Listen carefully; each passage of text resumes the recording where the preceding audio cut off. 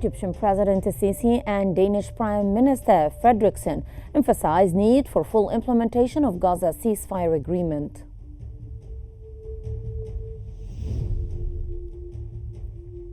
U.S. President Trump warns of canceling Israel-Hamas ceasefire if Gaza detainees are not returned by Saturday noon. And Trump states Palestinians would not have the right to return under his Gaza redevelopment proposal.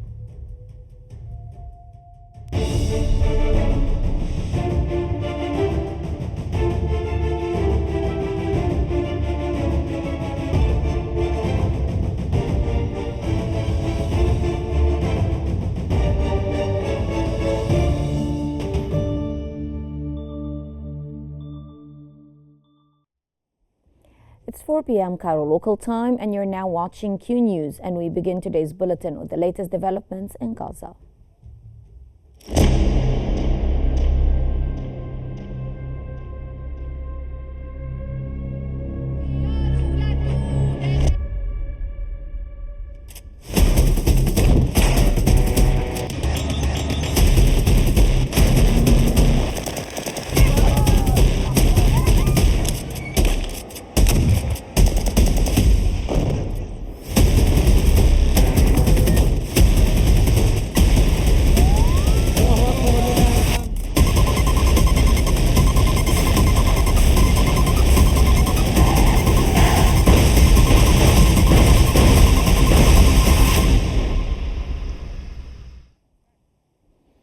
Egyptian President Abdel Fattah Sisi and Danish Prime Minister Mette Frederiksen have emphasized the full need for the implementation of all three phases of the Gaza ceasefire agreement. The two leaders also reaffirmed the importance of establishing a Palestinian state based on the 1967 borders, with East Jerusalem as its capital. The discussions included strengthening bilateral relations, particularly in the areas of economic cooperation, investment, and renewable energy, with a focus on Egypt's green hydrogen production. They also addressed regional stability, covering issues in Lebanon, Syria, Sudan, and the security of commercial shipping in Bab el-Mandeb. Al Qahira News Channel has reported that 14 fuel trucks have entered Gaza from Egypt. The channel also confirmed that 158 trucks carrying medical and food supplies have crossed into Gaza through the Karam Abu Salim and Al Auja border crossings. This aid delivery coincides with the ongoing ceasefire and its implementation efforts.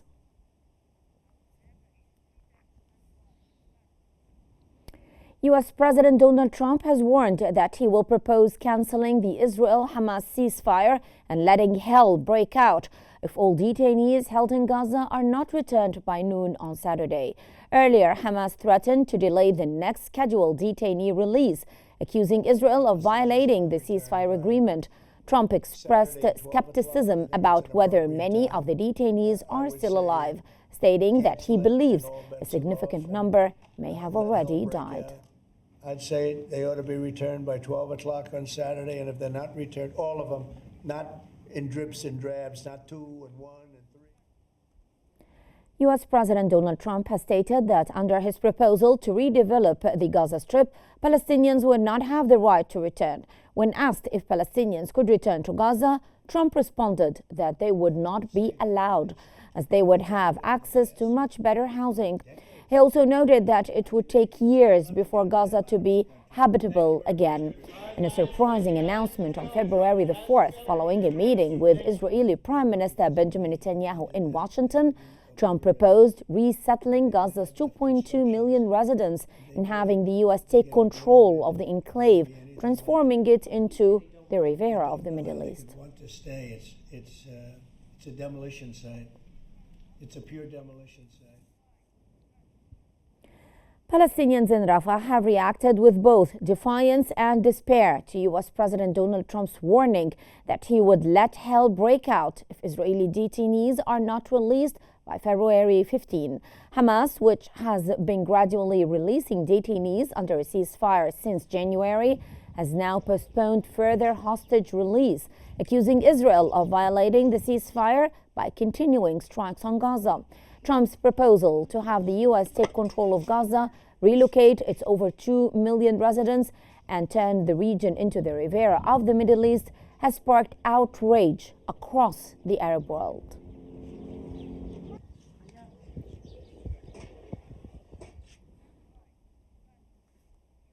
Jordanian King Abdullah II has stressed the importance of the United States' pivotal role in supporting peace efforts. The Jordanian King's statements came during his meeting with U.S. National Security Advisor Mike Waltz in Washington. The King called for the necessity of achieving a just and comprehensive peace based on the two-state solution, reiterating his country's firm stance on the Palestinian issue. Last Sunday, the Jordanian King began a working visit to the United States and is scheduled to meet today with U.S. President Donald Trump.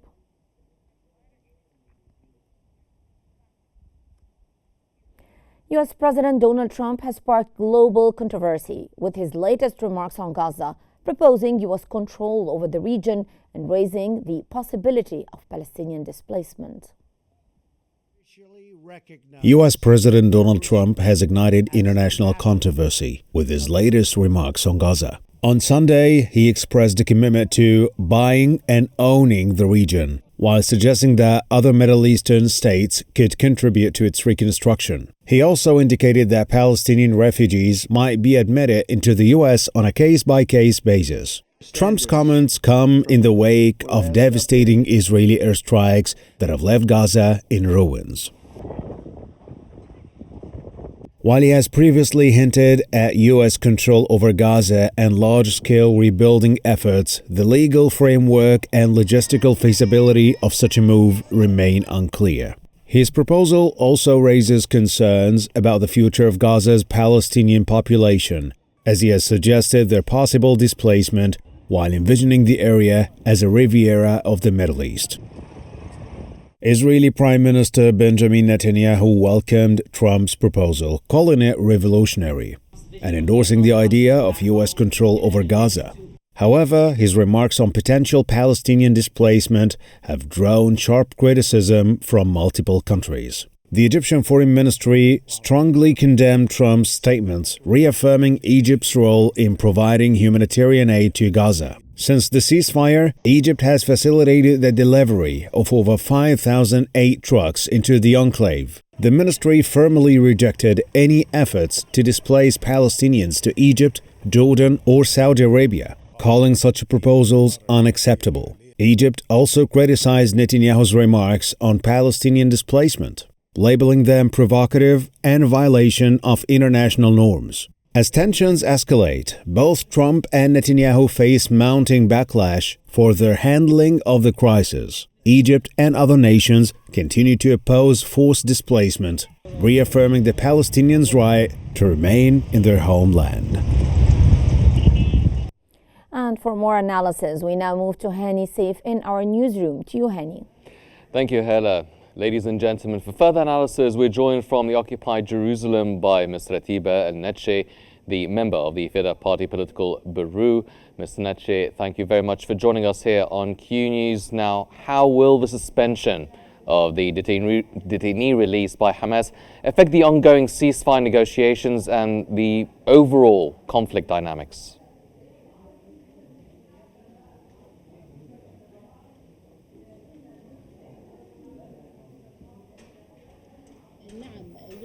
Yes, I think that the idea of thinking of not releasing the captives is نقول for the mediators upon the statement of Benjamin Netanyahu or Donald Trump that the later has a discussion in the Israeli Knesset through which talked about that he does not wish to move forward in the second phase of the deal. So either statement of both, in addition to the violations of the humanitarian protocol that is to that are continued, that push the Palestinian resistance to some sort of a reef poll or an SOS poll that the ceasefire is about to be collapsed, that require the interventions of the videos to make Israel abide with the deal. And it is a signal of such statements, either from the President of America or Benjamin Netanyahu, aren't pressuring the Palestinian side or change the rules of negotiation and impose a new reality of the second phase. So the resistance side is talking about, or based on strengths, and not to be conceived since February of 24, that affirming the political side of disagreement and the guarantee of the Israeli withdrawal and the return of the resident in the northern of Gaza as a part of the deal, and not only be an absolute humanitarian deal, even if Israel is not abide with the humanitarian protocol as is stipulated in the ceasefire deal. Yes, well, so in what ways could Israel's continued military actions actually impact the international support for its stance on the Gaza conflict?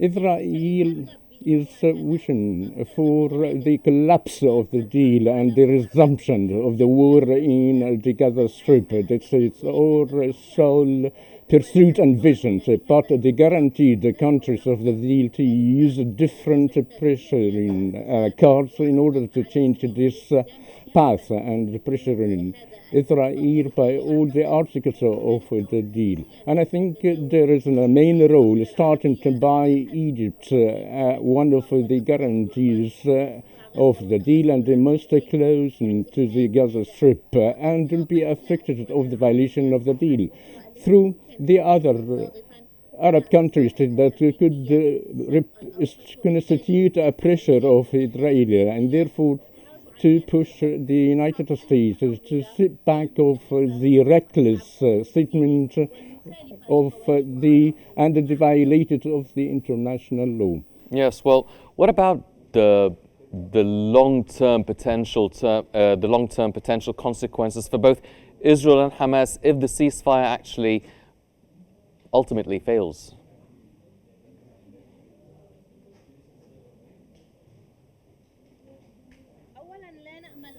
Firstly, we do not wish to reach a state of the absolute collapse of the agreement, as the Palestinian society is fully committed of the success of the second phase and the third phase in reaching the reconstruction phase. And the fear of the resumption of the aggression in the Gaza Strip, and along with the allies of some countries to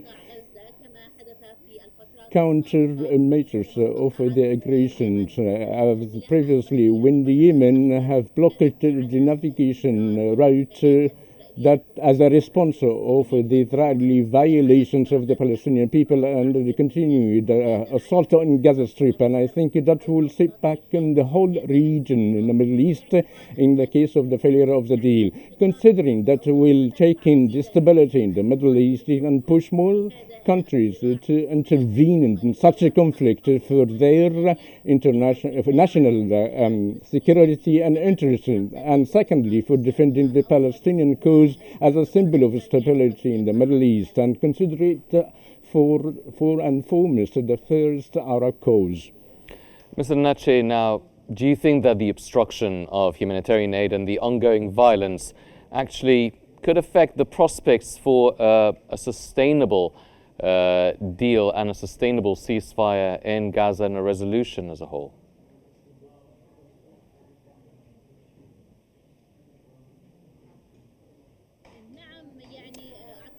I think that the humanitarian part of the deal is in the main part relating to the access of entry in the machinery and the tents and the medical supplies, so it will affect the return of the normalcy and re-establish of normalcy in the Gaza Strip, that there will be no possible life for these residents without the provision of the humanitarian service.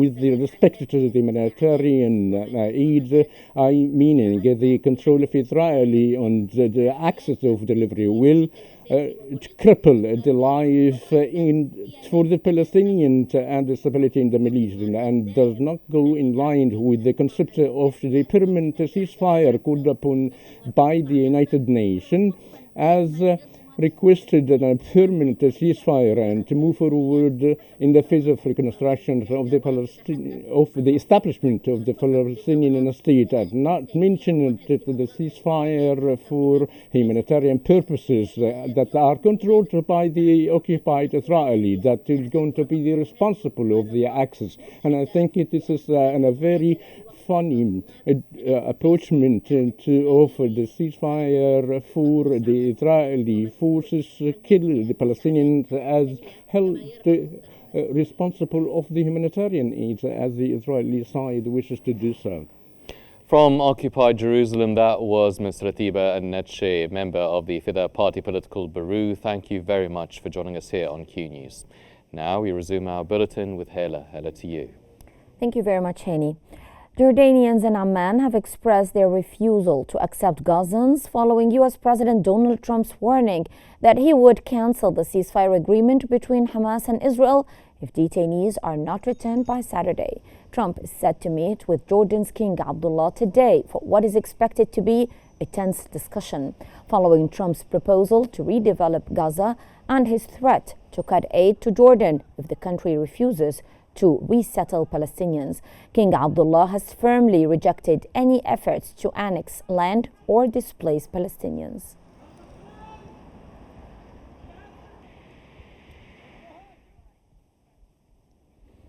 Jordanian lawyers have gathered outside parliament to protest calls for the displacement of Palestinians from Gaza and their relocation to Jordan.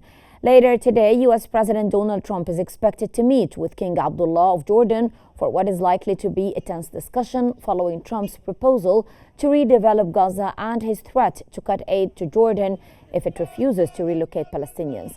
Trump's plan to have the U.S. take control of Gaza has added new complexity to an already fragile regional situation, including the ceasefire between Israel and Hamas.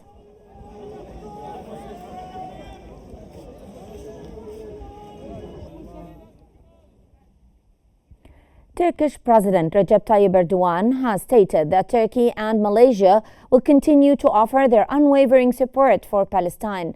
At a joint news conference with Malaysian Prime Minister Anwar Ibrahim, Erdogan emphasized that the two countries held bilateral talks discussing cooperation opportunities in areas such as energy, tourism, and culture. The two leaders also addressed regional and international issues, including the Rohingya situation in Myanmar and the situation in Gaza. Anwar Ibrahim added that Malaysia will support a Japanese initiative to establish a fund for Gaza's reconstruction.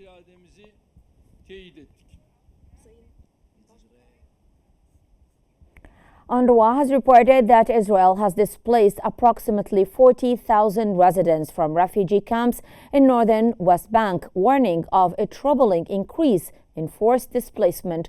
The displacement, which began in Jenin camp and lasted for 3 weeks, is the longest in the West Bank since the Second Intifada and has spread to the Tulkarm, Nur Shams and Farah camps. UNRWA reported that over 60% of the displacement in 2024 was caused by Israeli incursions, with airstrikes, bulldozers, and advanced weapons becoming routine, reflecting tactics similar to those used in Gaza, where 38 airstrikes occurred in 2025 alone.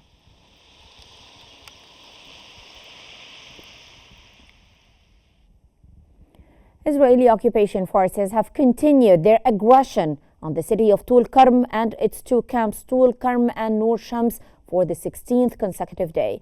Israeli forces have imposed a tight siege on Tulkarm and Nur Shams camps.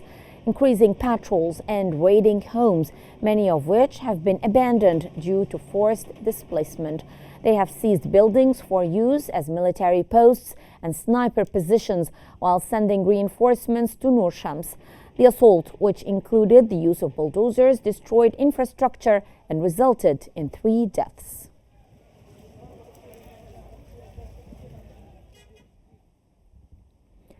Palestinians who have returned to Jabalia on Gaza's northern edge have said that the struggle to shield from the cold of the winter months in makeshift tents set up on the rubble of their houses.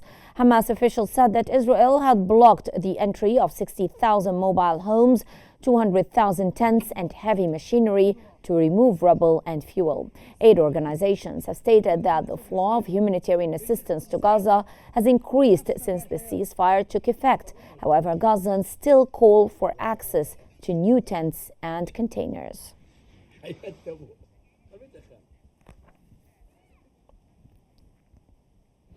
Demonstrators have blocked an access road to Tel Aviv, Israel, protesting in support of detainees held in Gaza after Hamas announced that it would hold further detainee releases. Following Hamas's unexpected announcement, families of detainees and their supporters took to the streets of Tel Aviv to urge the Israeli government not to abandon the ceasefire agreement.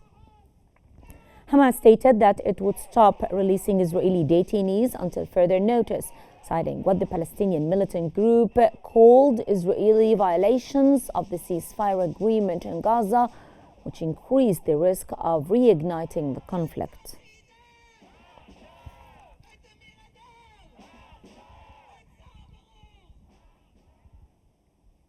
Now we move on to the latest developments in Lebanon.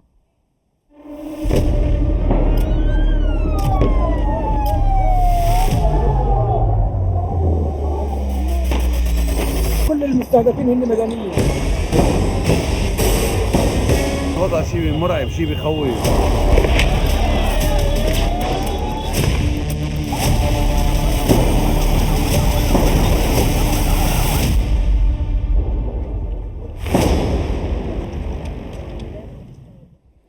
Lebanese President Joseph Aoun has chaired the first session of the new government at Ba'abda Palace, with Prime Minister Nawaf Salam in attendance. The formation of the government followed Lebanese President Joseph Aoun's signing of a decree accepting the resignation of Najib Mikati's government, while also signing an order appointing Nawaf Salam to head the government. According to the Lebanese presidency, the new Lebanese government includes 24 ministers.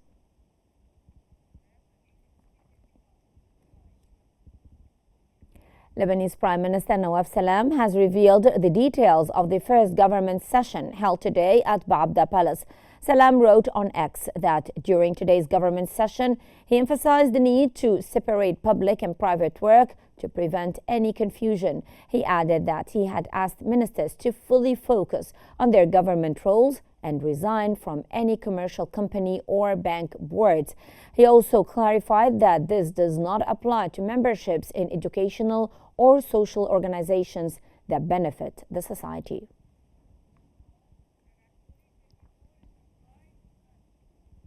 Syria's new president Ahmad al-Shara has condemned the U.S. plan to relocate Palestinians from Gaza and take control of the region, calling it a serious crime that will ultimately fail. In an interview with the UK podcast, al-Shara stated that U.S. President Trump's proposal would not succeed, emphasizing that it would not be wise nor morally or politically right for the U.S. to lead an effort to force the Palestinians off their land.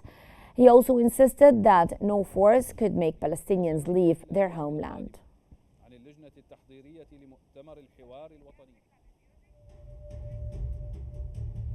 And that brings us to the end of our news bulletin. Here is what we have been covering. Egyptian President Sisi and Danish Prime Minister Frederiksen emphasized need for full implementation of Gaza ceasefire agreement. U.S. President Trump warns of canceling Israel-Hamas ceasefire if Gaza detainees are not returned by Saturday noon. And Trump states Palestinians would not have the right to return under his Gaza redevelopment proposal. This concludes our news bulletin for the hour. Don't forget to follow Q News on YouTube, Facebook, X, Instagram, and TikTok at Qnews EG to stay informed. I'm Mala Al-Hamalawi. Thank you very much for watching and stay tuned for more updates here on Q News.